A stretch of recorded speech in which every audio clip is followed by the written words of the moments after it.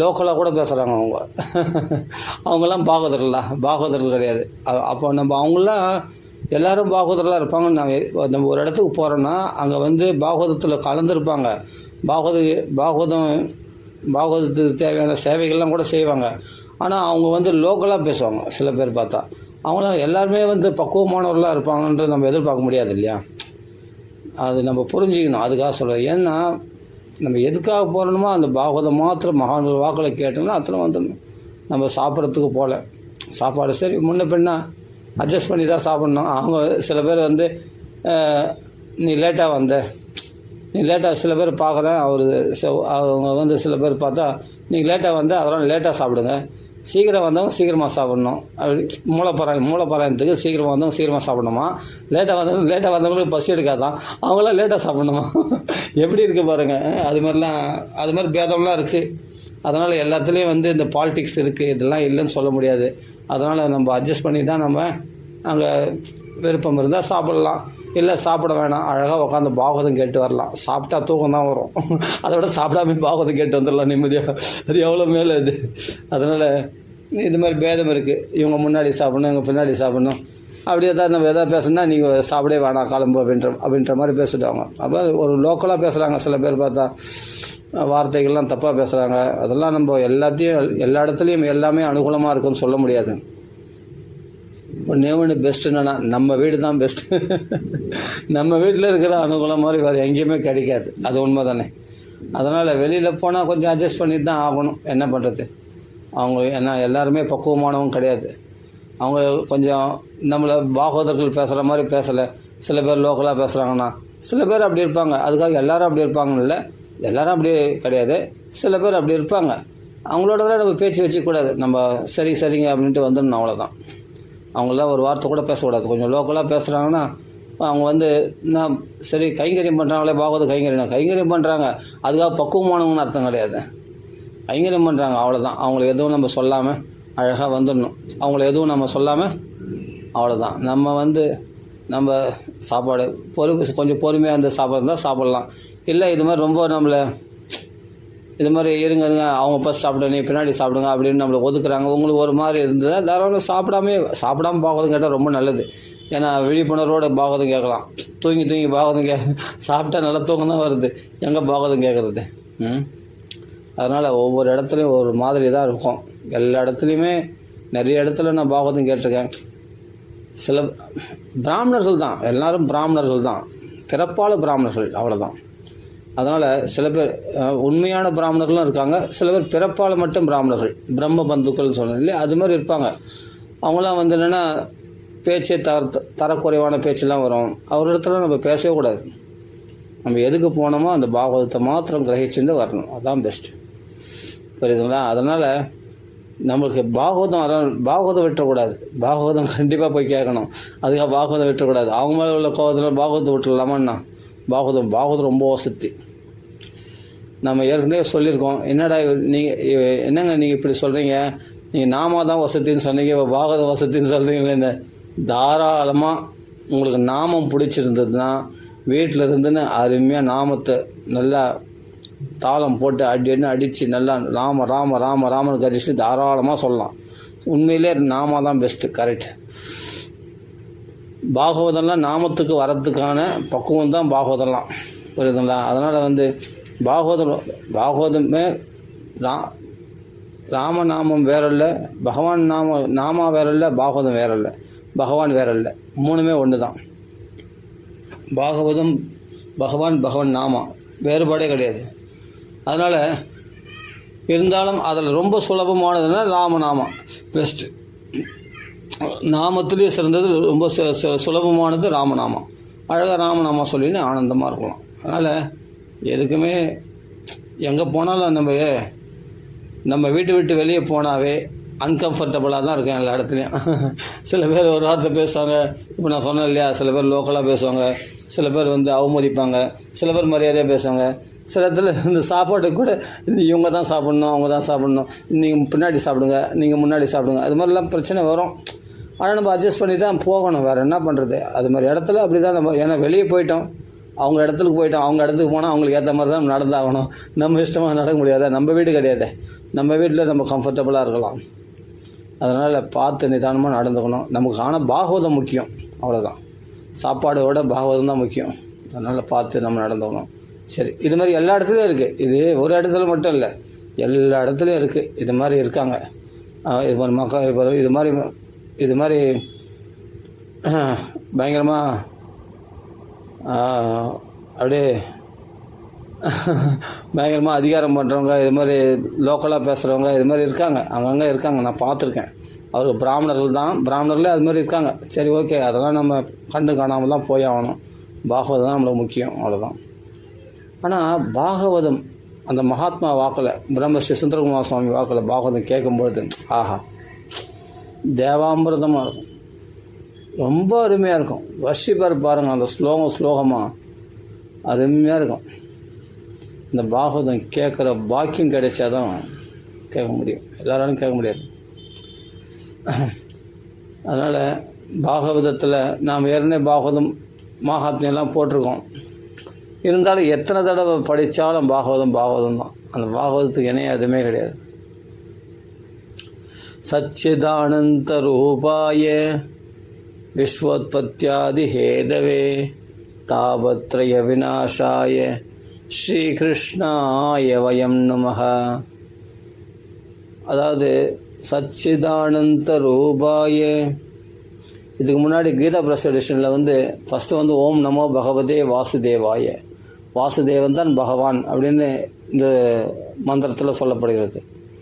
ஓம்ன்றது பிரணவம், பிரணவத்தை தனியாக உச்சரிக்கக்கூடாது. இதுபோல் நாமத்தோடு சேர்ந்து உச்சரிக்கலாம். ஓம் நமோ பகவதே வாசுதேவாய, அதுன்றது துவாதசாட்சரி மந்திரம்னு பேர். இது அந்த துவாதசாட்சரி மந்திரம் சொல்லி தான் ஆரம்பிப்பாங்க.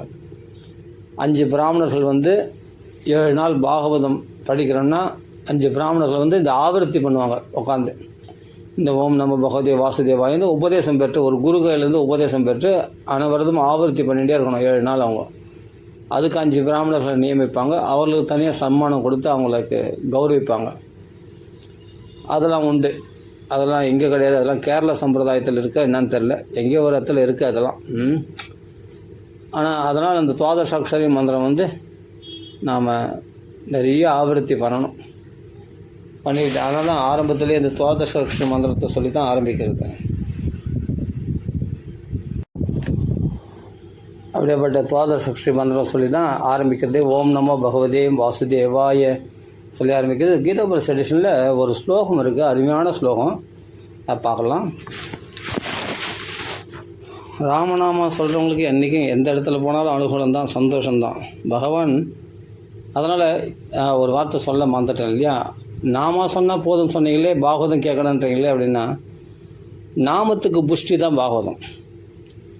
நாம போதும், ஆனால் பகவானுடைய பெருமைகளை தெரிஞ்சுக்கிறது தப்பு இல்லையே, தப்புன்னு சொல்ல முடியாது. பகவானுடைய பெருமைகளை தெரிஞ்சுதானே பகவான் நாமத்தை நம்ம ஸ்திரமாக ஜபிப்போம் இல்லையா.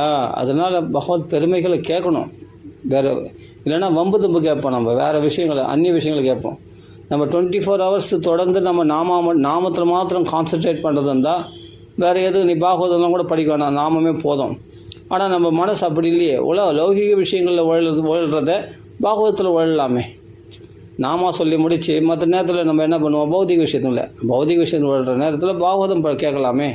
அதனால தான் பாகவதம் சொல்கிறது. பாகவதம் நம்மளை தரமாக வச்சுருக்கோம், நம்மளை தரக்குறைவாக நம்மளை வச்சுருக்காது. நம்மளை எப்பவுமே தரமாக வைத்து கொண்டிருப்பதற்கு பாகவதம் ரொம்ப ரொம்ப முக்கியம். அது மகான்கள் வாக்கில் கேட்குற பாகவதம் ரொம்ப ரொம்ப வசதி.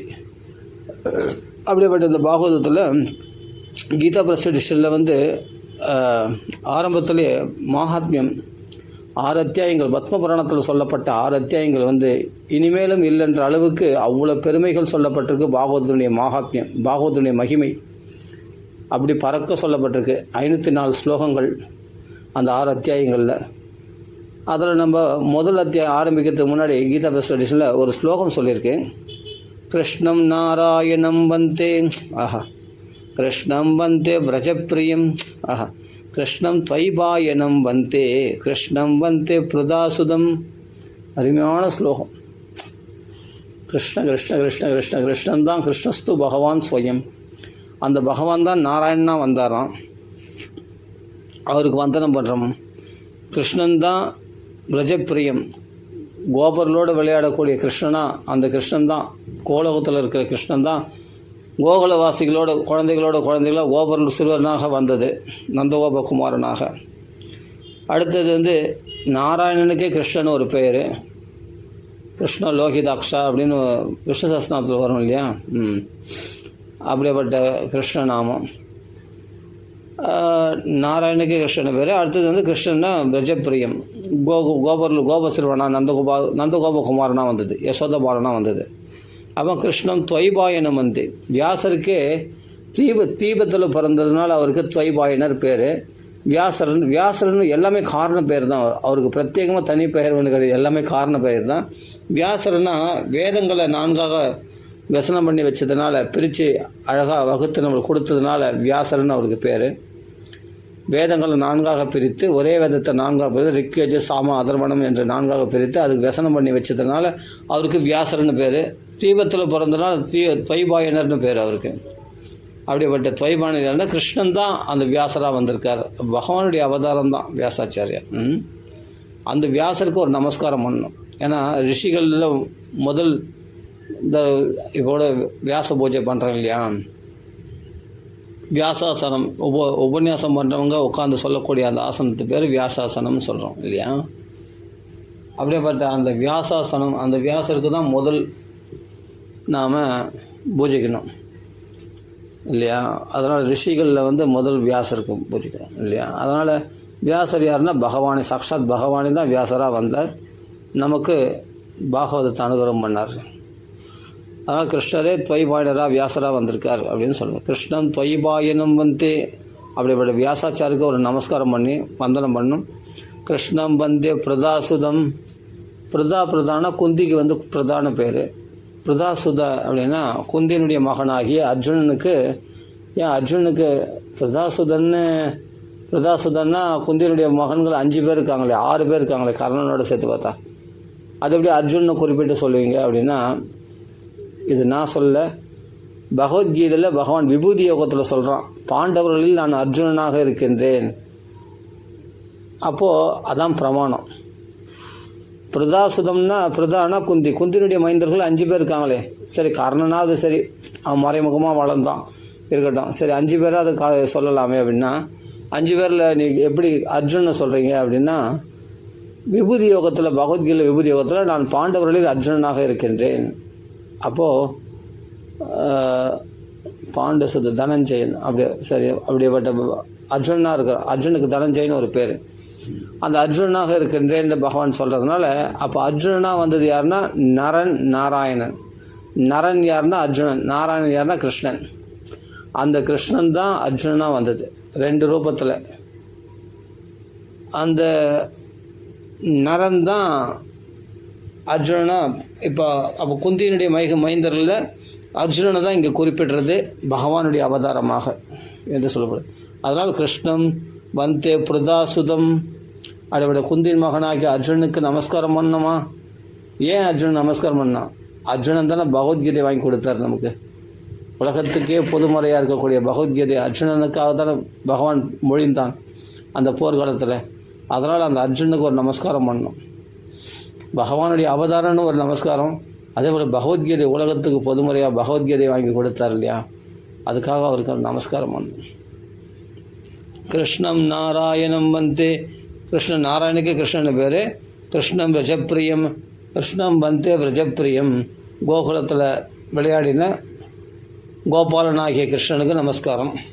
அப்புறம் கிருஷ்ணம் துவைபாயனம் வியாசாச்சாருக்கு நமஸ்காரம் பண்ணி, கிருஷ்ணம் பிரதாசுதம் குந்தின் மகனாகிய அர்ஜுனுக்கு நமஸ்காரம் பண்ணி இந்த முதல் ஸ்லோகத்தை சொல்லிவிட்டு அப்புறம் நம்ம பிரவேசிக்கலாம். முதல் அத்தியாயத்தில் என்ன சொல்கிறார்? சச்சிதானந்த ரூபாய விஸ்வோத்பத்தியாதி ஹேதவே தாபத்ரய விநாசாய ஸ்ரீகிருஷ்ணாய வயம் நமஹ. அருமையான ஸ்லோகம். சச்சிதானந்த ரூபாய, சச்சிதானந்தர் சொல்லுவோன்னா சத்து சித்து ஆனந்தம் இல்லையா. அப்போது சகல ஜீவராசிகளும் ஆனந்தத்தை உத்தேசித்தே அழைக்கின்றன. ஆனால் ஆனந்தம் என்னென்னு தெரியலையே தவிர அந்த ஆனந்தத்தை அனுபவிக்கணுன்ற ஃபீலிங் இருக்குது. ஏன்னா அந்த ஃபீலிங் எங்கேருந்து வந்ததுன்னா இவன் ஆனந்தத்துலேருந்து வந்ததுனால அந்த ஆனந்தம் அனுபவிக்கிறோன்னு. ஆனால் அந்த ஆனந்தத்தை விட்டு பிரிஞ்சு வந்துட்டான். கிருஷ்ணனை விட்டு நம்மளாம் பிரிஞ்சு வந்துட்டு ஜீவாத்மாக்கலாம். நாமலாம் எத்தனையோ கோடிக்கணக்கான ஜென்மங்களுக்கு முன்னாடி கிருஷ்ணன் இடத்துல தான் நம்ம இருந்தோமா. அப்போ அந்த ஆனந்தத்தில் இருந்து நாம் என்ன பண்ணுறோம், மாயையில் மயங்கி எப்படி சீதையானவள் ராமனிடத்தில் இருந்த அவள் மாயைக்கு மயங்கி அந்த மானிடத்தில் மயங்கி ராமனை விட்டு பிரிஞ்சு அவஸ்தைப்படுகிறாளோ, அது மாதிரி நம்மளாம் ஜீவாத்மாக்கள். நாமெல்லாம் சச்சிதானந்த ஸ்வரூபம் தான் உண்மையான நம்ம ஸ்வரூபமே. ஆனால் நம்ம இந்த உடலில் மாட்டிக்கிட்டு பஞ்சபூதமான இந்த சரீரத்தில் மாட்டிகிட்டு இருக்கிறது இல்லையா, இந்த நிலையை நம்ம இருக்க வேண்டியதே கிடையாது. அந்த லங்கையில் அடைப்பட்டிருக்கா சீதைன்னா அதான் இந்த லிங்க சரீரத்தில் நம்ம அடைப்பட்டிருக்கிறோம். இந்த ஜீவாத்மா சீதை அடைப்பட்டிருக்கிற மாதிரி சீதை தான் இந்த ஜீவாத்மனுடைய தத்துவமாக சொல்லப்படுகிறது. அப்போ பகவானை விட்டு பிரிஞ்சு எப்படி சீதை லங்கையில் கஷ்டப்படுறாளோ அதே மாதிரி ஜீவாத்மாக்களாகிய நாமளும் இந்த பஞ்சபூதங்களாகிய இந்த லிங்க சரீரத்தில் அடைப்பட்டு கஷ்டப்படுகின்றோம். ஆனால் உண்மையிலே நம்ம ஸ்வரூபமே வேறு, சச்சிதானந்த ரூபாய. ராமரிடத்தில் சீதை சந்தோஷமாக இருக்க வேண்டியவ இங்கே ராட்சசிகள் நடுவில் துன்பப்பட்டு கொண்டு இருக்கிறார். அது மாதிரி நம்ம புலன்களாகிய வஞ்சனை செய்யும் புலன்கள் இருக்காங்க இல்லையா, இந்த புலன் இருக்கு இல்லையா, அந்த புலன்களாகிய ராட்சசர்கள் காமக்ரோத லோபம் போன்ற ராட்சசர்களுக்கு மத்தியில் நம்ம வாசம் பண்ணுறோமா இந்த ஜீவாத்மா. அப்போது சச்சிதானந்த ரூபாய அப்படின்னா நம்ம ஆனந்த ஸ்வரூபம் தான். ஆனால் நம்ம ஆனந்தத்தை நம்ம இழந்துட்டோம். இப்போ அந்த ஆனந்தத்தை மறுபடியும் பெறனா ராமரிடத்தில் சேர்ந்தால் தான் அந்த ஆனந்தத்தை பெற முடியும். அதனால் பகவானே சச்சிதானந்த ஸ்வரூபன், சத்து சித்து ஆனந்தமயமானவன் பகவான். நம்மை போன்ற பாஞ்சபௌதிக சரீரம் பகவானுக்கு கிடையாது. ஜென்ம கர்மச்ச மே திவ்யம் ஏவம் ஏவ் வேத்தி தத்வதா அப்படின்னு சொல்கிறேன் இல்லையா கீதையில். அப்போ பகவான் பிறப்பே தெய்வீகமானது, அவருடைய செயல்களும் தெய்வீகமாக இருக்கும். பஞ்சபூத காரியங்களாகிய அந்த தேகத்தில் செய்யக்கூடிய செயல்கள் தான் பௌதிகமாக இருக்கும். சச்சிதானந்த ஸ்வரூபனாக இருக்கக்கூடிய கிருஷ்ணன் செய்யக்கூடிய செயல்கள்லாம் திவ்யமாக இருக்கும். அவருடைய லீலைகளே தெய்வீக லீலைகள் சொல்கிறேன் இல்லையா, கிருஷ்ணனுடைய லீலைகளே. அதனால் சச்சிதானந்த ரூபாய இது ஸ்வரூப லக்ஷணம். சச்சிதானந்த ரூபாயன் நேரடியாக கிருஷ்ணனை சொல்கிறேன் இல்லையா, கிருஷ்ணாய வயம் நமக இங்கே சொல்லியிருக்கிறதுனால பிரமாணம். நம்ம ஏதோ பரபிரம்மம் பரமாத்மா அதை தான் சொல்லியிருக்கு, ஒரு ரூபத்தை குறிப்பிடலை அப்படின்னு நம்ம சொல்லக்கூடாது. இங்கே நல்லா புரிஞ்சுக்க, ரூபத்தை குறிப்பிட்டிருக்கு. சச்சிதானந்த ரூபாய நல்ல பதத்தை கவனிக்கணும். சச்சிதானந்தன்னா ஏதோ பரபிரம்மம், அது அவ்யக்தம், அது அரூபம், அது உருவமற்றது அப்படின்னு நினைக்கக்கூடாது. இங்கே டைரெக்டாக உருவத்தை தான் இங்கே சொல்லியிருக்கு. இதை நம்ம மறுக்கக்கூடாது, சாஸ்திரத்தை மாற்றி பேசவே முடியாது. நம்ம எல்லாமே நிறைய பேர் என்னென்னா சச்சிதானந்த ரூபம்னா அது கண்ணுக்கு எட்டாதது, மனசுக்கு எட்டாதது, எல்லாத்துக்கும் அப்பாற்பட்ட அந்த சச்சிதானந்த ஸ்வரூபம் அப்படின்லாம் சொல்கிறாங்க. இல்லை, அந்த சச்சிதானந்த ஸ்வரூபந்தான் கிருஷ்ணனாக விளையாடுச்சு கோகுலத்தில். அந்த கிருஷ்ணன் தான் சச்சிதானந்த ஸ்வரூபம். அதனால் எங்கேயோ இருக்குதுன்னு நம்ம தேடக்கூடாது. அதனால் சச்சிதானந்த ஸ்வரூபாயன இங்கே ஸ்வரூப லக்ஷணம் சொல்லணும். அதுக்கப்புறம் விஸ்வோத்பத்தியாதி ஹேதவே, விஸ்வோத்பத்தியாதி ஹேதவேன்றது தடஸ்த லக்ஷணம். இது ரெண்டு விதமாக புரிஞ்சுக்கணும். ஸ்வரூப லக்ஷணம் தடஸ்த லக்ஷணம் ரெண்டு விதத்தில் புரிஞ்சுக்கணும். தடம்னா கரைன்னு அர்த்தம். அதாவது ஒருத்தர் காட்டு பகுதியில் போகிறாங்க. காட்டு பகுதியில் போகும்பொழுது ஒருத்தர் இருட்டாகி போச்சு. கொஞ்சம் இருட்டுனா அந்திமந்தி வேலையில் போகிறான். அந்த அந்திமந்தி வேலையில் போகும்பொழுது சாயங்கால நேரத்தில் பிரம்மஸ்ரீ சுந்தரகுமார் சுவாமி அழகாக சொல்லுவார், அந்திமந்தி வேலையில் அப்படின்னுவார் அழகாக. அதை நம்ம அப்படியே சொல்கிறோம். அந்த அந்திமந்தி வேலையில் பார்த்து ஒருத்தர் என்ன பண்ணுறார், எனக்கு தண்ணி தாகம் எடுக்கிறது, இங்கே எங்கேயாவது துறை இருக்கா, துறைன்னா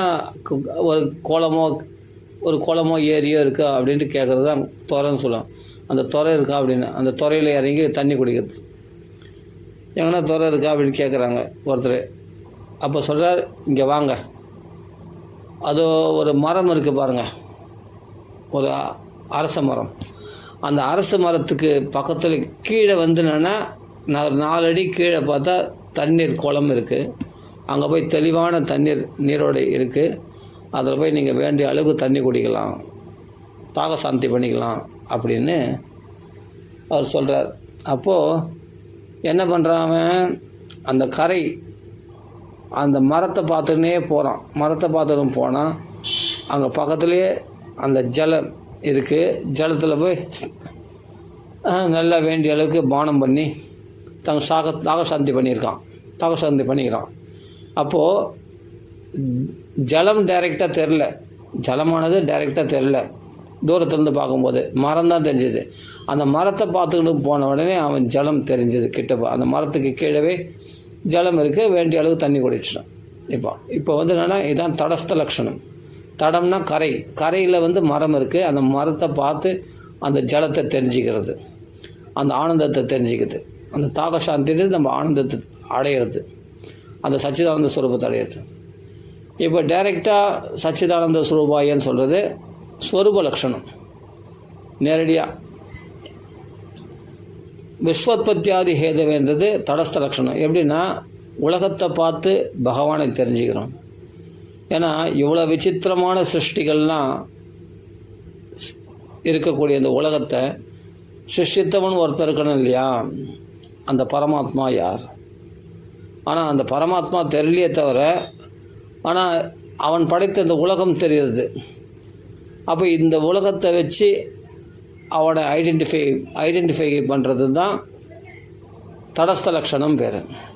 தெரிஞ்சுக்கிறது, ஐடென்டிஃபை கூட கிடையாது, தெரிஞ்சுக்கலாம். இப்போது ஈஸியான உலகத்தை பார்த்து நம்ம பகவான் தெரிஞ்சுக்கிறதுலாம் அது பெரிய விஷயம், ஓகே. ஆனால் நான் ஈஸியாக சொல்கிறேன்னா நம்ம வீட்டில் அனுபவிக்கக்கூடிய பொருள்கள் எல்லாமே நம்ம எல்லாத்தையும் அனுபவிக்கிறோம். டிவி ஃபேனு எல்லாமே, ஏசி, ரெஃப்ரிஜரேட்டரு, அம்மா ஃப்ரிட்ஜு எல்லாமே அனுபவிக்கிறோம் இல்லையா. ஒரு மேஜை இருக்குது, ஸ்டூல் இருக்குது, எல்லாமே இருக்குது, டைனிங் டேபிள் இருக்குது, எல்லாமே இருக்குது. இதை செய்தவன் வந்து யாரோ செய்திருப்பாங்க. ஃபேன் ஒருத்தர் செய்திருப்பாங்க, லைட்டு ஒருத்தர் செய்திருப்பாங்க இல்லையா. கரண்ட்டு கண்டுபிடிச்சவங்க யாரோ, அதே சமயம் கரண்ட்டு எங்கேருந்து அனுப்புகிறாங்க நம்ம சப்ளை. ஆனால் எல்லாத்தையுமே அனுபவிக்கிறோம். என்ன, ஒரு சாப்பாடு முதல்கொண்டு அந்த அரிசி விளைவிச்சவங்க யாரோ, அதே சமயத்தில் நம்மளுக்கு அது குழம்புக்கு தேவையான காய்கறி முதலான எல்லா பொருள்களும் உற்பத்தி பண்ணவங்கள நம்ம பார்க்கலை. ஆனால் அந்த உற்பத்தி பண்ண பொருள்களை மட்டும் நாம் அனுபவித்து கொண்டு இருக்கிறோம் இல்லையா. ஸ்டூலு, மேஜை, டிவி, ஃப்ரிட்ஜு எல்லாமே அனுபவிக்கிறோம், ஃபோனு எல்லாமே அனுபவிக்கிறோம். ஆனால் இது உற்பத்தி செய்தவங்க நம்ம பார்க்குறோமா? இல்லை. ஆனால் இது உற்பத்தி செய்தவங்க இருக்கிறாங்களா இல்லையா? இந்த ஃபோனு நம்ம யூஸ் பண்ணுறோம். இந்த ஃபோன் வந்து இதுக்குள்ளே இருக்கிற எல்லா இன்ஸ்ட்ருமெண்ட்ஸும், இதுக்குள்ளே இருக்கிற மெட்டீரியல்லாம் வந்து சேர்த்து நமக்கு இப்படி ஒரு பொருளாக, ஒரு ஃபோனாக ஆக்கி கொடுத்துருக்காங்கன்னா, இதுக்கு ஒரு கம்பெனி இருக்குது, இதுக்கு ஒரு ஃபேக்ட்ரிலாம் இருக்குது. அதை வச்சு ரன் பண்ணி அவங்க என்ன பண்ணுறாங்க, நம்மளுக்கு ப்ராடக்ஷன் பண்ணி கொடுக்குறாங்க. நம்மளுக்கு எத்தனையோ ஃபோன்கள்லாம் பார்க்குறோம். அப்போ இந்த ஃபோனை செய்தவங்க ஒருத்தர் இருக்காங்களா இல்லையா? கண்டிப்பாக இருக்கிறாங்க. இதை ஏன் நம்புகிறோம்? இப்போ இது வந்து யாரும் இதை நீ வந்து போய் பார்த்து ஒன்று நம்பலையே. இந்த ஃபோனை பார்த்தா இந்த ஃபோனை எவ்வளோ அழகாக பாரு, சாம்சங் எந்த அளவுக்கு நல்லா இது பண்ணி, OnePlus நல்லாயிருக்கு, இது சோனி எரிக்சன் ஓகே நல்லாயிருக்கு.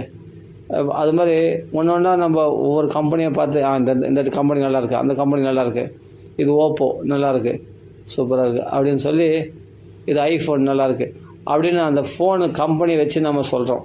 அப்போ கம்பெனியில் ப்ராடக்ட் பண்ணிக்கிறாங்கன்னு நம்மளுக்கு தெரியுது. நம்ம போய் நேரடியாக போய் பார்க்கல, ஆனாலும் நம்புகிறோம், உறுதியாக நம்புகிறோம். ஏன்னா ஒருத்தர் கண்டுபிடிக்காமல் நம்மளுக்கு இவ்வளோ பெரிய விஷயங்கள், எவ்வளோ ஆப்ஸ் எல்லாம் இதில் இன்ஸ்டால் பண்ணி நமக்கு அந்தந்த விஷயத்தை நம்ம ஈஸியாக நம்மளுக்கு உலகத்தில் எங்கேயோ நடக்கிற விஷயங்கள்லாம் இங்கேருந்து உட்காந்து இந்த இடத்துல பார்க்குற மாதிரி அந்த ஃபோன் கண்டுபிடிச்சி நம்மளுக்கு கொடுத்துருக்காங்கன்னா, அப்போ இதை செய்தவங்க யாரோ ஒருத்தர் இருக்காங்கன்றத நம்புகிறோம் இல்லையா. ஆனால் பௌதிகமான விஷயங்களை நம்புகிறோம், ஆனால் ஆன்மீகமான விஷயத்தை நம்ப மாட்டேன்றோம். அப்போது இந்த ஆகிய இந்த உலகம் இருக்கே, இது எவ்வளோ பெரிய விசித்திரங்கள். இந்த சின்ன ஃபோன்லேயே இவ்வளோ விசித்திரமாக, இது இவ்வளோ அதிசயமாக எப்படி கண்டுபிடிச்சிருக்காங்க, என்ன பண்ணுறாங்கன்னு நம்மளை ஆச்சரியப்படுறோம். இந்த உலகத்தையே படைச்சிருக்கான் பகவான். இந்த உலகத்தில் எவ்வளோ ஆச்சரியங்கள் நிறைந்தது. இந்த உலகத்தில் ஒரு மூலையில் எங்கேயோ ஒரு ஃபோன் கண்டுபிடிச்சான், ஒரு டிவி கண்டுபிடிச்சான், ஒரு மேஜை கண்டுபிடிச்சான், நம்ம அதுவே ஆஹா ஓஹோன்னு சொல்கிறோம் புரியுதுங்களா. ஆனால் கண்டுபிடிச்சவங்க பார்க்கல, ஆனால் கண்டுபிடிச்ச இருக்கிறத நம்புகிறோம். ஆனால் இதெல்லாம் இந்த உலகத்துக்குள்ளே இருக்கிற பொருள், இந்த உலகத்தையே கண்டுபிடிச்சவன் ஒருத்தருக்கானே, இந்த உலகத்தையே படைச்சவன் ஒருத்தருக்கானே. இல்லைனா இவ்வளோ விசித்திரமான சிருஷ்டி, கோள்கள்லாம் எல்லாம் சரியாக இயங்குமா? சமுத்திரம் கரை புரளாமல் இருக்குமா? கரெக்டாக காலையிலான சூரியன் உதயமாகவும் சாயங்காலமான மறைஞ்சிடுவானா? அது எப்படி நடக்கும்? அதே போல் சந்திரன்னா பௌர்ணமி, தேய்பிறை, வளர்பிறை, அதெல்லாம் எப்படி கரெக்டாக நடக்கிறது? மக்களுக்கு தேவையான மழை மும்மாரி கரெக்டாக அந்த வருஷத்தில் மழை பெஞ்சாதான் அவங்க சேமமாக இருக்க முடியும். இல்லை மக்கள் நல்லா வாழ முடியாதுன்றதுக்காக அவங்களுக்கு கரெக்டாக மழை வேண்டிய நேரத்தில் மழையும், வெயில் நேரத்தில் வெயிலும், குளிர்காலத்தில் பனி வேண்டிய நேரத்தில் பனியும். அப்போது அந்தந்த சீசனுக்கு ஏற்ற மாதிரி நம்மளுக்கு எப்படி கரெக்டாக பகவான் கொடுக்குறான்? எப்படி உங்களுக்கு தேவையான உணவுகள்லாம் கிடைக்கிறது? ஒவ்வொரு விஷயம் யோசித்து பாருங்கள். ஒவ்வொன்றும் பகவான் படைக்கிறானது, அவைகளுக்கு தேவையான உணவுகளையும் பகவான் ஏற்படுத்திடுறான் இல்லையா? அப்போ இவ்வளோ விசித்திரங்கள் எதனால் நடக்குது? அப்போ ஒருத்தர் இருக்கிறதுனால தானே எவ்வளோ நடக்கிறது. அவன்தான் பகவான். அவன்தான் யாருன்னா ஸ்ரீகிருஷ்ணாய வயம் நமக. ஸ்ரீகிருஷ்ணன் ஆகிய ராதாகிருஷ்ணன் தான் இத்தனைக்கும் காரணமாக. விஸ்வோத்பத்தியாதி ஹேதவே, உலகத்தை படைத்து காத்து அழிப்பதற்கு காரணமாக இருக்கணும். படைத்து அப்படியே இருக்கிறதில்ல, அது கொஞ்ச நாள் இருக்கிறது ஸ்திதில், அப்புறமா அழியக்கூடியது உலகம். நம்ம அழியலையே, உலகத்தில் தான் நம்ம இருக்கிறோம். உலகம் அழியலையேன்னா உலகத்தில் இருக்கிற பொருளை அழியிறது நீங்கள் தோன்றும், கொஞ்ச நாள் இருக்கும், அப்புறம் மறைஞ்சிடும், அழியிறது நம்ம பார்க்குறோம் இல்லையா? இது மாதிரி உலகமும் ஒரு நாள் தோன்றியிருக்கு, இப்போ கொஞ்ச நாள் இருக்குது, இது கொஞ்சம் நீண்ட நாளாக இருக்குது. ஏன்னா உலகமாச்சே, நீண்ட நாளாக இருக்குது. ஆனால் உலகத்தில் உள்ள பொருள்லாம் பார்த்தா சீக்கிரமாக தோன்றுகிறது, நிலைக்கிறது, உடனே அழிஞ்சிருது. ஏன்னா அதனுடைய ஆகிறதுக்கு ஏற்ற மாதிரி இல்லையா? ஆனால் உலகம் பெருசு, அது கொஞ்ச நாள் இருக்கும். பிரளய காலத்தில் அந்த உலகமும் அழிஞ்சிடும். அப்படிங்கும்போது இத்தனையும் செய்கிறது யார் அப்படின்னா கிருஷ்ணன் தானா, பகவான் தான். அதை தெரிஞ்சுக்கணுமா? இப்போது தடஸ்த லக்ஷணத்தின் மூலமாக பகவானை தெரிஞ்சுக்கிறது அப்படின்னா இதுதான் விஸ்வோத்பத்தி ஆதி. இந்த உலகத்தை பார்த்து பகவானை தெரிஞ்சுக்கிறது. ஸ்வரூப லக்ஷணம்னா கிருஷ்ணனை பார்த்து தெரிஞ்சுக்கிறது, சச்சிதானந்த ரூபாய. அப்படி தெரிஞ்சுக்கிட்டு இது நம்ம ரொம்ப விஸ்தாரமாக போவோன்னா இதெல்லாம் என்னென்னா பாகவதத்திலே முதல் ஸ்கந்தத்திலே முதல் அத்தியாயத்தில் ஜென்மாத்தியசி என்ற ஸ்லோகத்துக்கு அதுலேயும் தடஸ்த லக்ஷணம் வரும், ஸ்வரூப லக்ஷணம் வரும், அன்பய வெதிரேகனம் வரும். கொஞ்சம் வேதாந்த விஷயமாக தான் இருக்கும். ஆனால் அதெல்லாம் தெரிஞ்சுக்கிட்டே ரொம்ப நல்லது. மனசு பௌதிக விஷயங்களில் போகாது. அப்படிப்பட்ட சச்சிதானந்த ரூபாய விஸ்வோத்பத்தியாதி ஹேதவே தாபத்ரய விநாசாய ஸ்ரீகிருஷ்ணாய வயம் நமக.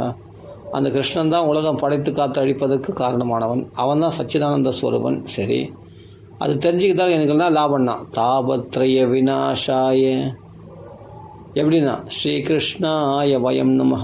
ஸ்ரீகிருஷ்ணனை எப்பொழுதும் நம்ம ஸ்துதித்து பகவானை ஸ்வரூப லக்ஷணமாகவும் இந்த உலக படைத்து காத்து அழிக்கக்கூடிய தடஸ்த லக்ஷணமாகவும் பகவானை நம்ம தெரிஞ்சுக்க ஆரம்பித்தோம் சொன்னால் அந்த பகவானை ஸ்துதிக்கிறோன்னு அர்த்தம். பகவானை ஸ்துதிக்க பகவான் நாமா சொல்கிறதுனாலையும் பகவானுடைய புகழை பாடுவதனாலையும் நாம் என்ன ஆகுதுன்னா தாபத்ரய விநாசாய ஆத்தியாத்மிகம், ஆதி தெய்வீகம், ஆதி பௌதிகம் என்ற 3 வித தாபங்கள் இருக்குது.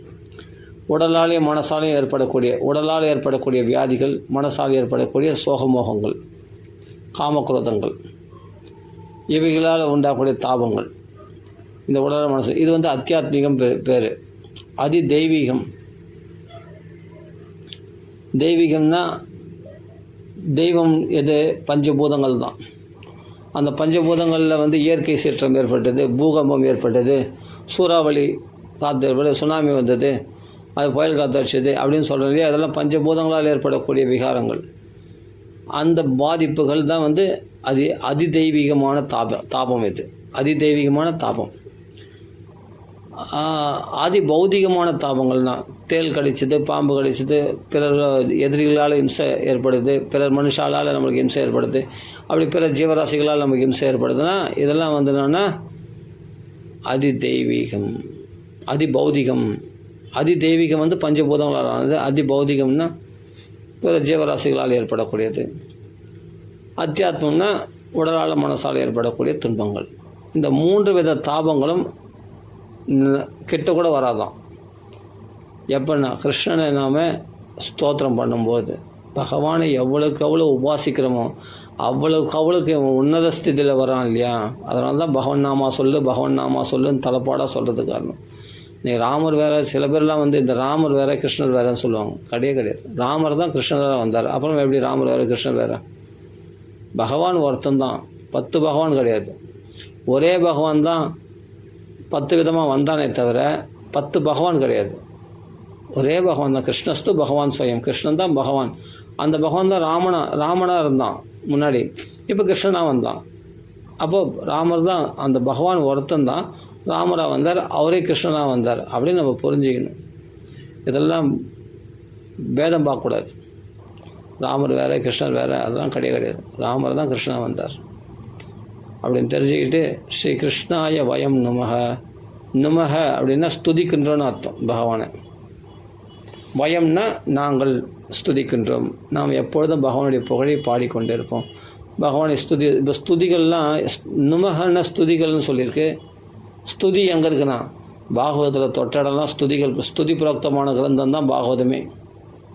குந்தி ஸ்துதி, பீஷ்மஸ்துதி, குருதர்ஷ ஸ்துதி, பிரகலாத் ஸ்துதி, துருவஸ்துதி, எக்கச்சக்க ருத்ரகீதம் இருக்குது, சிவஸ்துதி, அது மாதிரி நாரதர் ஸ்துதிச்சிருக்கார், பிரம்மதேவ ஸ்துதி, பிரம்மஸ்துதி, எக்கச்சக்கமான ஸ்துதிகள் இருக்குது இதில்.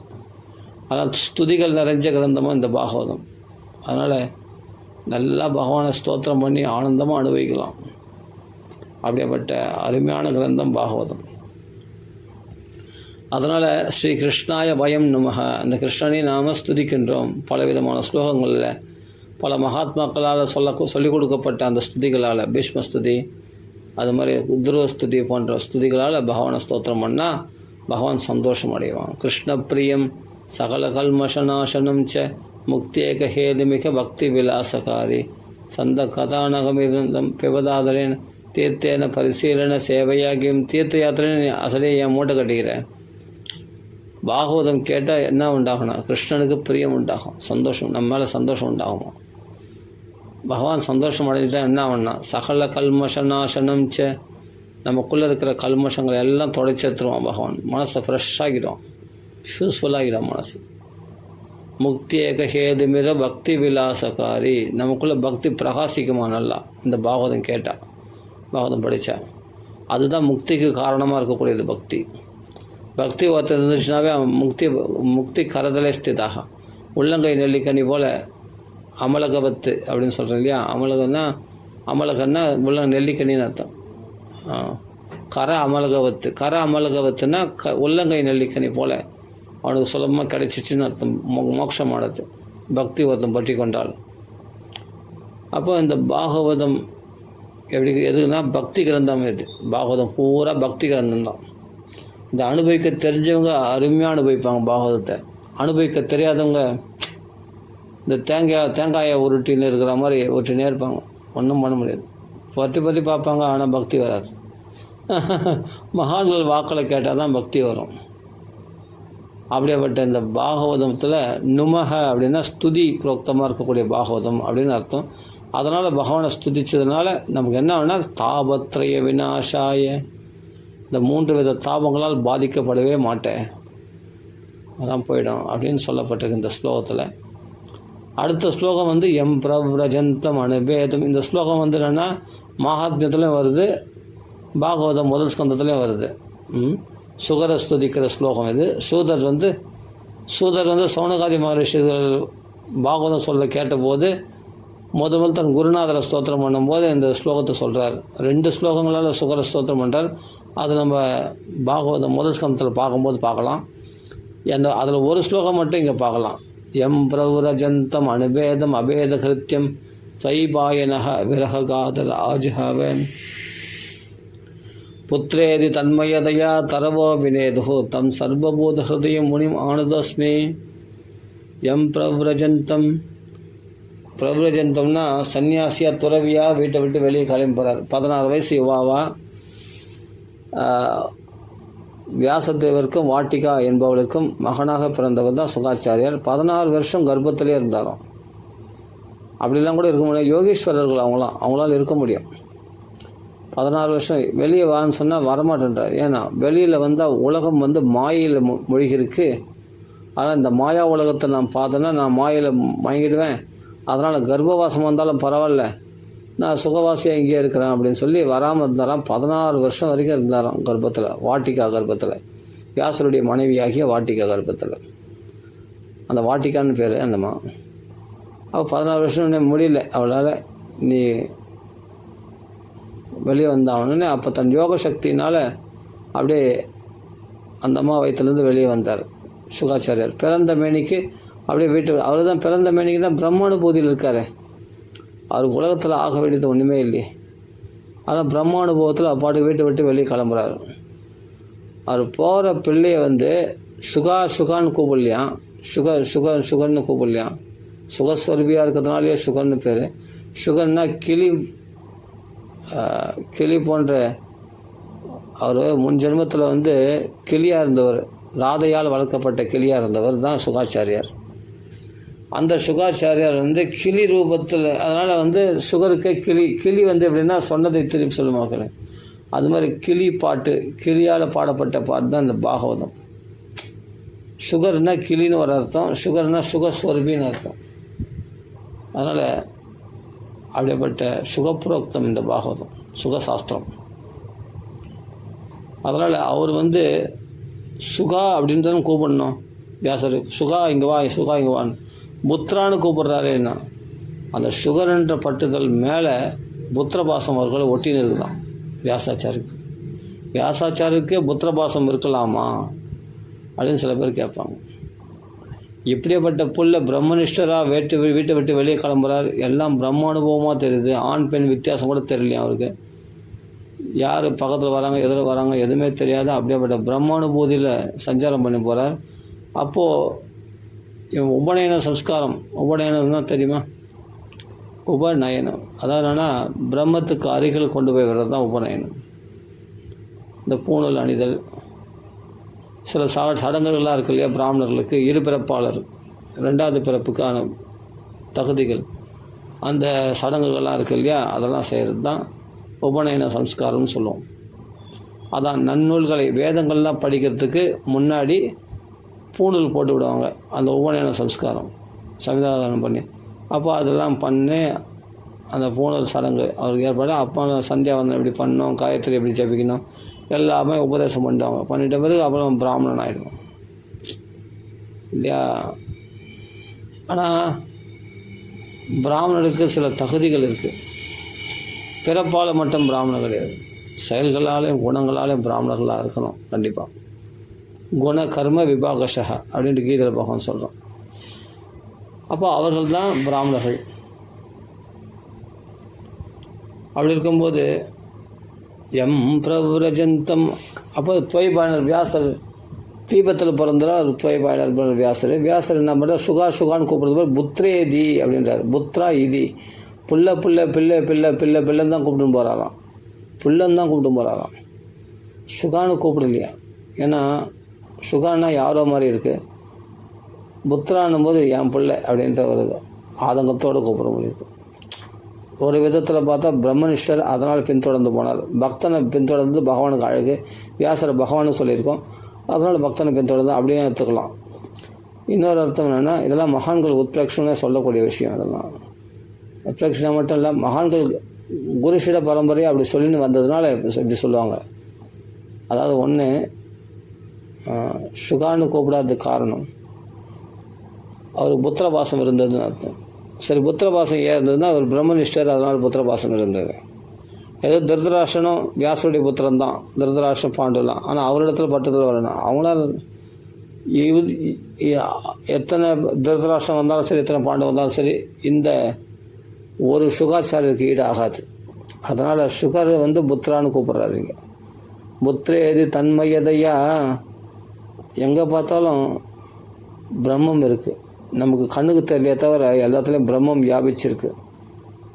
ஆனால் அந்த பிரம்மத்தோட பிரம்மமாக கலந்துட்டாராம் சுகாச்சாரியார். என்ன அனுபூதி பாருங்கள் அப்படிப்பட்டது. அப்போ அந்த உயர்ந்த நிலைக்கு ஏறிட்டவங்களுக்கு இந்த தாழ்ந்தபடியாக உபநயன சம்ஸ்காரம், காயத்ரி ஜபிக்கிறது, இதெல்லாம் இந்த காயத்ரி ஜபிக்கிறதோட இல்லை, காயத்ரியினுடைய நோக்கம் என்ன, காயத்ரி உள்ளே இருக்கக்கூடிய அந்த ஞானஸ்வரூபமாக இருக்கக்கூடிய தீபஸ்வரூபமாக இருக்கக்கூடிய அப்படியாப்பட்ட அந்த மந்திரத்துக்கு அர்த்தம் அதான். அந்த பரபிரம்மத்துக்கு அந்த பரபிரம்மத்தை தியானிக்கின்றேன் அப்படின்னு அர்த்தம். அந்த பரபிரம்மத்தை தியானிக்கின்றேன் அப்படின்னு அர்த்தம். அந்த காயத்ரி மந்திரத்துக்கு அர்த்தம் தீமகின்னு முடியுது. பாகவதமே தீமகின்னு தான் ஆரம்பிக்குது. அப்படின்னும்போது அந்த காயத்ரியினுடைய புரோக்தமாக இருக்கக்கூடியது தான் பாகவதமே. அப்படிங்கும்போது பாகவதம் படித்தாலே போதும். அந்த உபநயன சம்ஸ்காரம்லாம் பண்ணுறதுக்கு முன்னாடி இதெல்லாம் இந்த பூணூல் அதான் உபநயன சம்ஸ்காரம்லாம் பண்ணும்போது அந்த பூணூல்லாம் போட்டு விடுவாங்க.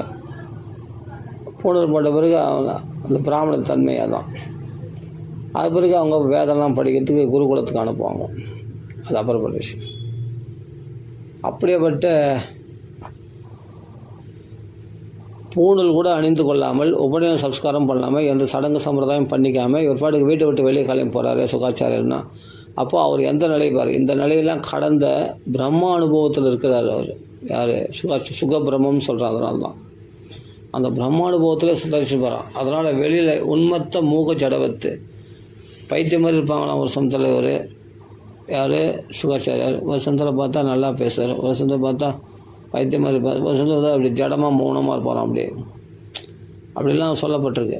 அப்படிப்பட்ட மகாத்மா. ஆனால் நிறைய பேருக்கு அவருக்கு அவர் மகாத்மானு தெரியாமல் இருந்தாலாம். உண்மத்த மூக ஜடவத்து கஜசாஹ்வயம் அந்த ஸ்லோகம் அந்த பாகவத்திலே இருக்குது. அப்படியேப்பட்ட சுகாச்சாரியரை பின்தொடர்ந்து போனார். அவருக்கு பட்டுதல் இல்லை, ஆனால் அவர் மேலே புத்திரன்ற பாசம் பட்டுதலில் வியாசாச்சாரியர் இருக்குது. அப்போ அவருடைய அஞ்ஞானம் போகணுக்காக என்ன பண்ணார்? சுகாச்சாரியர் மரங்கள் மூலமாக பேசினாராம். தரவோ அபிநேதுகோ, மரங்கள் மூலமாக பேச முடியுமான்னு ஆச்சரியமாக படாதீங்க. கண்டிப்பாக மரங்கள் மூலமாக பேச முடியும். உண்மையான பாகவத நிஷ்டை உடையவர்களுக்கு உடனே பகவான் அனுகிரகம் பண்ணுவான். என்னென்னா இவர் கேட்ட கேள்விக்கு பதிலாக சுகாச்சாரிய பதில் சொல்ல, அந்த மரங்கள் ஏன் ஏன் ஏன் கூப்பிடுகிறீர்கள் அப்படின்னு சொல்லிட்டு மரங்கள் பேசுகிறது தான். மரங்கள்லாம் தலையாட்டி எதிரொலி சப்தம் கேட்கும்பொழுது ஒருவேளை அந்த எதிரொலி மரங்கள் இடத்துல தான் வருதா அப்படின்னு நினச்சி அந்த மரங்கள் இடத்துல காதல் கொண்டார். தரவோ அபிநேதுகும், அந்த மரங்கள் மூலமாக பேசினாராம், வியாசாச்சாருக்கு பதில் சொன்னாராம். சரி, அப்படியேப்பட்ட மகா யோகனிஷ்டர் ஆகிய சுகாச்சாரியர் அதாவது இட்டும் போய் இல்லை அப்படியேப்பட்ட சுகாச்சாரியர் சாதாரணமானது கிடையாது. அவர் பிறப்பே அதிசயமான பிறப்பு அது. அப்படியேப்பட்ட சுகாச்சாரியர் பார்த்தா வீட்டை விட்டு வெளியே கிளம்புறாரு. உபநயன சம்ஸ்காரம் பண்ணிக்காமல் வெளியே கிளம்புறாரு. எல்லாமே கர்மா நாம் விடக்கூடாது. இப்போது இவர் கர்மா விட்டு போகிறாரு. அப்பா அம்மா இருக்காங்க, வாட்டிக்கா இருக்கா, அம்மா இருக்காங்க, அப்பா வியாசம் இருக்கார், இவங்களை விட்டு போகலாமான்னா இந்த உறவு பந்தம் பாசம் இதுக்கெல்லாம் அப்பாற்பட்ட நிலையில் போயிட்டார் பிரம்மஸ்ரீ சந்திரகுமார சுவாமி. அதனால் யாரையும் எதிர்பார்க்காம அவர் பாட்டுக்கு தனியார் ராஜா மாதிரி அவர் போவார் வருவார், பாகவதம் படித்து ஆனந்தப்படுவார். தான் அதனால் இங்கே சொல்கிறதுனா எம் பிரவ்ரஜந்தம் அனுபேதம் அபேத கிருத்தியம், யாராலும் பின்தொடர முடியாதவராகிய பிரம்மஸ்ரீ சந்திரகுமார சுவாமி அப்படி தான் பிரம்மானுபதில் இருக்கக்கூடிய சுகபிரம்மம் அப்படி இருக்கார். அப்படி இருக்கும்போது தரவோ அபிநேதுகோ தம் சர்வபூத ஹிருதய முனிமானதஸ்மி, எல்லா ஜீவராசிகள் ஹிருதயத்துலேயும் பிரவேசிக்க முடியுமா அவரால். அப்படியேப்பட்ட யோக சக்தி உடையவர். பரகாய பிரவேசமே பண்ண முடியும் அவரால். சில பேர் திடீர்னு என்ன பண்ணுவாங்க, அங்கே ஓடுவாங்க இங்கே ஓடுவாங்க, ஏன் ஓடுறேன்னே தெரியாமல் ஓடுவாங்க. அப்படின்னா நமக்குள்ளே இன்னொரு ஜீவன் புகுந்து நம்மளை ஆட்டி படைக்குதுன்னு தெரிஞ்சுக்கணும். அது மாதிரி சொல்கிற தன்மயதையா, தன்மயமாக எல்லாத்துலேயும் வியாபிச்சிருக்கிறது தான் அவங்களாம் யோசிச்சுப்பாங்க. பிரம்மன் தான் எல்லாத்துலேயும் இருக்குது. அப்படியேப்பட்ட சர்வபூத ஹிருதயத்துக்குள்ளே தன் யோக சக்தினால் பிரவேசிக்கக்கூடிய சாமர்த்தியம் உடையவர் சுகாச்சாரியார், சுகபிரம்மம். அந்த சுகாச்சாரியரை பின்தொடர்ந்து போகிறார் வியாசர். எதுக்கான பாகவதம் கொடுக்கணுமா. இந்த பாகவதம் கொடுத்து உலகத்தில் பிரச்சாரம் பண்ண உன்ன மேலே பிரம்மனிஷ்டர் தான் பாகவதம் படிக்கிறதுக்கு பூர்ண தகுதி உடையவர்கள். அதனால் பிரம்மனிஷ்டர் நீ பாகவதம் படித்து சொல்லுன்னு சொல்லி மகான்கள் உத்தரவு பண்ணதுனால பாகவதத்தை படிச்சின்னாரு. அருமையாக இருக்குது பாகவதம், அவர் சொல்கிற பாகவதம். அதனால் மகான்கள் வாக்கில் வரணும், அது அப்போ தான் அது பலனே அதிகம். சரி, அப்படியேப்பட்ட பிரபுலஜந்தம் உபநயன சம்ஸ்காரம் கூட ஏற்றுக்கொள்ளாமல் வீட்டை விட்டு துறவியாக வெளியே கொண்டு போய் போகிறார். புத்திரான்னு பின்னாடி மகனே புலம்பிட்டு வர்றார் வியாசாச்சாரியார். ஆனால் அவர் சொல்கிறார், எனக்கு உனக்கு என்ன சம்மந்தம் ஒன்றும் இல்லை.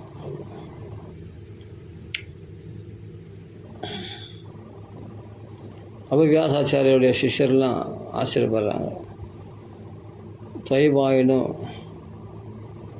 விரக ஆதர் ஆஜ்ஹாவ, விரகத்தினால பிரிவாற்றமையினால் தொடர்ந்து கூப்பிட்டுனே இருக்கிறாராம் வியாசாச்சாரியார். புத்ரா எங்கடா போயிட்ட, வா உன்னை பார்க்கணும், ஆசையாக இருக்கு, வான்னு சொல்லிட்டு கூப்பிட்டு வரோம். அப்படியேப்பட்ட பாசம். புத்திரேதி தன்மயதையா தரவவினிது தம் சர்வபூத ஹிருதயம் முனிமானதோஸ்மி. சகல ஜீவராசிகளுக்குள்ளும் அவரால் பிரவேசிக்க முடியும், நல்லா புரிஞ்சுக்க. அப்படியேப்பட்டவர் தொடர்ந்து விசிட் பண்ணுறார்.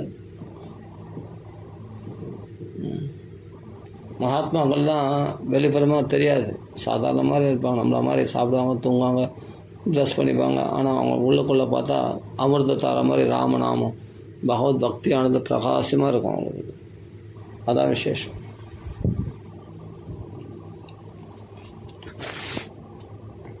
சரி, அதனால் உபநயன சம்ஸ்காரம் கூட மேற்கொள்ளாமல் விட்டு துறவியாக வெளியே போகும்போது அப்போ புத்திரான்னு பின்தொடர்ந்து போனார் வியாசாச்சாரியார். அப்போ பதில் எதுவும் சொல்லலை. சரி, அப்போ என்ன பண்ணுறது? அப்போ தான் நான் கரெக்டாக ஃபோன் பண்ணேன் சொன்னார் போல். சரி, ஓகே, நீங்கள்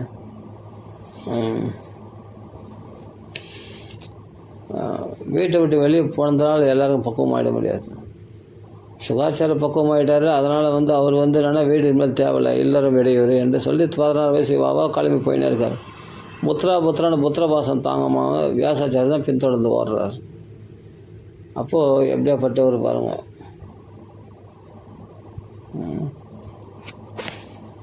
சர்வபூத ஹிருதயம் முனிமானதோஸ்மி. சகல ஜீவராசிகளும் போகக்கூடிய சாமர்த்தியம் உள்ளவராக அந்த முனிவருக்கு நமஸ்காரம் பண்ணுறேன் அப்படின்னு சொல்லி சரி, ராம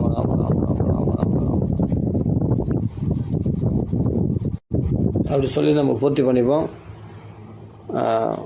நம்ம மேலே அப்படியே நம்ம பாகவதம் படிச்சுனே போயிடலாம். அப்படியே ஸ்லோகம் அர்த்தம் அப்படியே பார்த்துனே போயிடலாம். இப்போ என்னென்னா இங்கே சொல்கிறார் முனிமானதோஸ்மி. இங்கே சுகாச்சாரியுடைய பேரை சொல்ல சுதர் ஏன்னா தன் குருநாதருடைய பேரை சொல்லக்கூடாதுதான் சொல்லாமல் விட்டார்.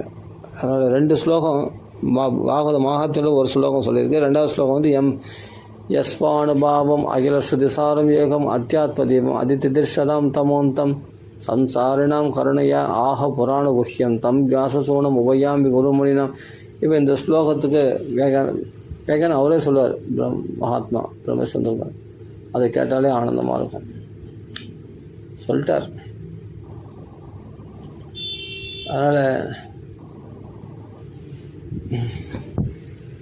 யஸ்வானுபாவம் அகில ஸ்ருதிசா அது 2வது ஸ்லோகம். அது பாகவதம் முதல் ஸ்கந்தத்தில் வரும். இது பாகவத மகாத்மியத்தில் ஒரு ஸ்லோகம் இதில் சொல்லியிருக்காங்க. எம் பிரபுரஜந்தமனு வேதம் அபேத கிருத்தியம் தொய் வாயனோ விரகாதர் ஆஜ்ஹாவ புத்திரேது தன்மயதையா தருவாபிநேது தம் சர்வபூத ஹிருதயம் முனிமானதோஸ்மி. சகல ஜீவர்கள் போகக்கூடிய அப்படியேப்பட்ட ஒரு சகல ஜீவர்கள் கூடிய அந்த பகவானுக்கு நமஸ்காரம் அப்படின்னு சொல்லப்பட்டிருக்கு. சரி, அடுத்தது அப்போ இங்கே சுகாச்சாரியுடைய புகழை பாருங்கள் எப்படி சொல்லியிருக்கார்.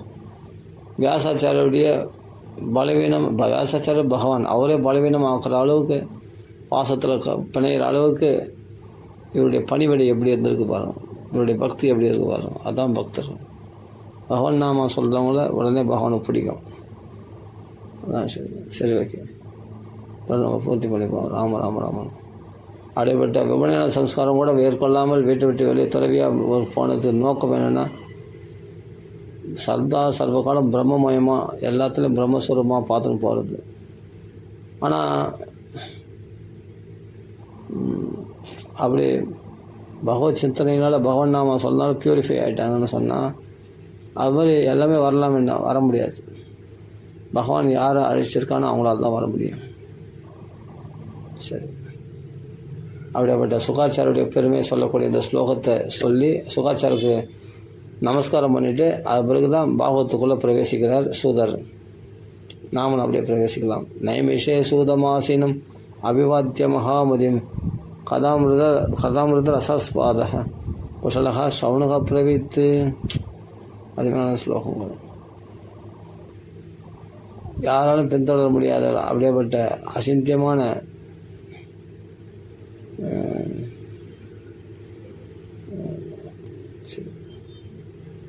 அதனால் நம்ம நம்ம குருவந்தனம் பண்ணிவிட்டு அடுத்தது பாகவத்துக்குள்ளே பிரவேசிக்கலாம். நைமிஷாரண்யம் ஒரு வனம் இருக்குது. அங்கே ரிஷிகள்லாம் சத்திரம் என்ற யாகத்தை அனுஷ்டிக்கிறார்கள் ஆயிரக்கணக்கான வருஷங்களாக. அதில் யார் அதிகாரி யார் எஜமான, எல்லாருமே எஜமானர்கள் தாங்க.